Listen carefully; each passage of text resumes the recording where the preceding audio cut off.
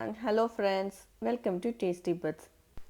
இன்னைக்கு நம்ம mutton நெஞ்செலும்பு soup எப்படி வைக்கிறதுன்னு தான் பார்க்க போகிறோம். அதுக்கு 6லேருந்து 7 நெஞ்செலும்பு எடுத்துக்கேன். அதுக்கப்புறம் ஒரு ஸ்பூன் மிளகு, ஒரு ஸ்பூன் சீரகம், 6லேருந்து 7 பல் பூண்டு, ஒரு சின்ன துண்டு இஞ்சி, ஒரு ஸ்பூன் சோம்பு.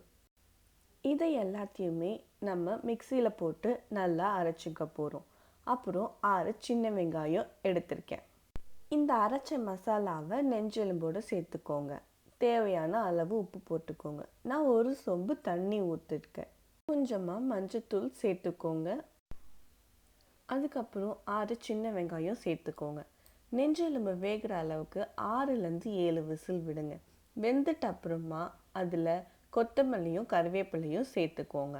அவ்வளோதான், நம்மளோட சுவையான நெஞ்செலும்பு சூப் தயாராகிடுச்சு. இந்த ரெசிபி பிடிச்சிருந்துச்சுன்னா ட்ரை பண்ணி பாருங்கள். மறக்காமல் சப்ஸ்கிரைப் பண்ணிடுங்க. அப்போ தான் அடுத்த போடுற வீடியோஸ் உங்களால் பார்க்க முடியும். பாய்.